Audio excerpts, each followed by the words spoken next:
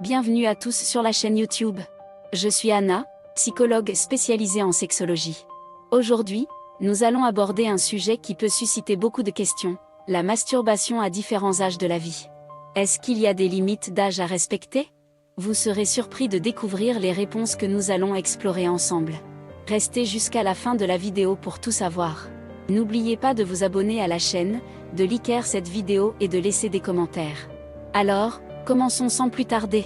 La masturbation est une pratique sexuelle courante à travers le monde, mais elle reste souvent un sujet tabou dans de nombreuses sociétés.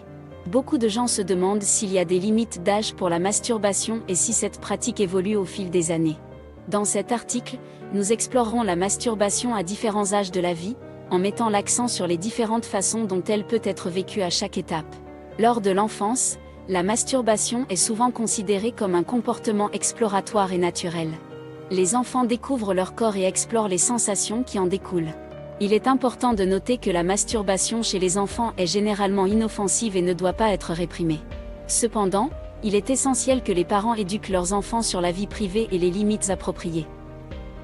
À l'adolescence, la masturbation devient souvent une pratique plus régulière et fréquente.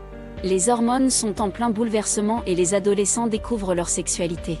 La masturbation peut être un moyen pour les adolescents de se familiariser avec leur corps et leurs désirs sexuels. C'est une pratique saine et normale qui peut aider à soulager le stress et à explorer leur sexualité sans risque de grossesse ou de maladies sexuellement transmissibles. À l'âge adulte, la masturbation continue généralement d'être une pratique courante. Certaines personnes la considèrent comme une partie intégrante de leur routine quotidienne, tandis que d'autres peuvent choisir de s'engager dans cette activité de manière plus occasionnelle. La masturbation peut être une façon de se détendre, de se reconnecter avec son propre corps et de satisfaire ses besoins sexuels lorsque l'on est célibataire ou que l'on n'a pas de partenaire sexuel régulier. En vieillissant, la fréquence de la masturbation peut varier d'une personne à l'autre. Certaines personnes âgées peuvent continuer à se masturber régulièrement, tandis que d'autres peuvent choisir de moins s'engager dans cette pratique. Les changements hormonaux liés au vieillissement peuvent influencer le désir sexuel et donc l'intérêt pour la masturbation. Il est important de noter que les personnes âgées ont toujours le droit d'explorer leur sexualité et de se masturber si elles le souhaitent, tant que cela ne cause pas de douleur ou de blessure.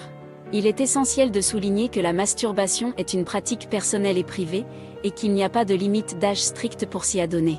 Chaque individu est différent et a ses propres besoins et désirs sexuels. Tant que la masturbation est pratiquée de manière consensuelle, respectueuse envers soi-même et envers les autres, et qu'elle ne cause pas de préjudice physique ou émotionnel, il n'y a pas de limite d'âge spécifique à respecter. En conclusion, la masturbation est une pratique sexuelle normale et saine qui évolue tout au long de la vie. De l'enfance à la vieillesse, chaque étape de la vie apporte des changements physiques, émotionnels et hormonaux qui peuvent influencer la fréquence et l'intérêt pour la masturbation. Il est important de promouvoir une éducation sexuelle ouverte et inclusive qui déstigmatise la masturbation à tous les âges et qui encourage les individus à explorer leur propre sexualité de manière sûre et consensuelle.